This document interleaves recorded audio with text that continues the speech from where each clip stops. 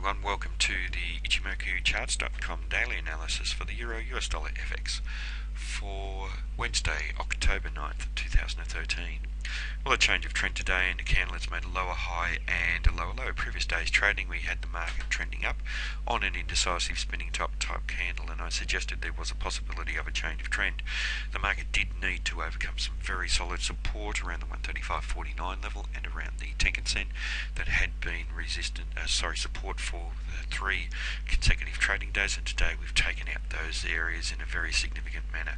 We have a fairly decent size to the black body here, and suggesting that the sellers have made a substantial amount of net bearish progress on the day between the open and the close.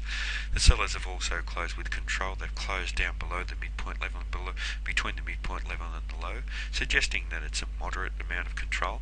But if we look at the shadow on the bottom of this candle, the market tested exactly to a previous area of support at 134.85, and the market has rejected price action from there, and it suggests that the sellers have lost commitment down around that area, and the buyers have come back into the market, not terribly strongly for them to take control of the market, but significantly enough to suggest that 134.85 is a very, very important level for this market in the short-term time frame.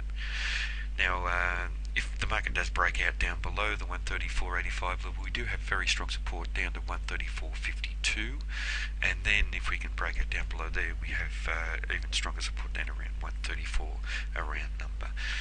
To the upside, we should see the 135.49 area hold as strong resistance now. In the recent past, it was resistance, and then even more recently, support.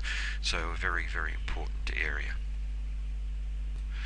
Now, in terms of the Fibonacci extension, and here we've seen the market trade through some very, very important levels all in one go, testing down to and below the 100% level, being rejected from there, suggests that there is a possibility of a change of trend. But if this trend does continue down, we have a target around the 161.8% level at 134.30, and coinciding with this area where the market was previously rejected from around this swing high. In terms of the Fibonacci retracement, and also once again through some important levels, a fairly strong bearish close down below the 100% level suggests that the market may trade to lower levels. Of concern is the price rejection from the 161.8% level, suggesting that there is potential for a change of trend. So let's watch the low very carefully. If the market does trade lower, we have the 261.8% level at 134.24, and that coincides with the other Fibonacci technique.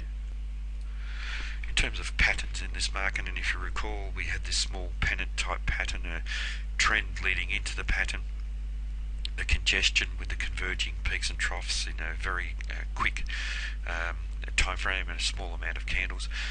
They tend to be continuation patterns, so we were looking for the breakout to be to the upside, but most patterns generally can be either continuation or reversal. They do have their characteristics that they're more likely to follow, and with these patterns more likely to be continuation, but you shouldn't discount the possibility of the breakout being to the downside with these patterns and a reversal. So here we've seen a close down below the bottom barrier, and giving us a target down around the 134.40 level, coinciding once again with the area around this previous swing high, and coinciding with the targets that we had with the Fibonacci techniques. There is a possibility of the market testing down to those levels. We do have some minor support down to the 34.63 area here. So we do need to watch that area if the market does trade down to there, but this is a very realistic target that the market can attain down around 134.40. In terms of Ichimoku, obviously still a bullish market in the long-term time frame, with the market trading above the cloud. The market remains trading up above the Kijun Sen, so we have a bullish market in the medium-term time frame, but that Kijun Sen is pointing flat, and price action has been attracted back towards a flat Kijun Sen. So whilst that remains flat, we have a strong probability of the market testing back down to lower levels. We do need to watch the support at 134.85, however. In terms of the Tenkan Sen, however, we have had a very significant breakout and close down below the Tenkan Sen. And if we look back at all of this trading, it's been some time since we've seen the market trading below the Tenkan Sen.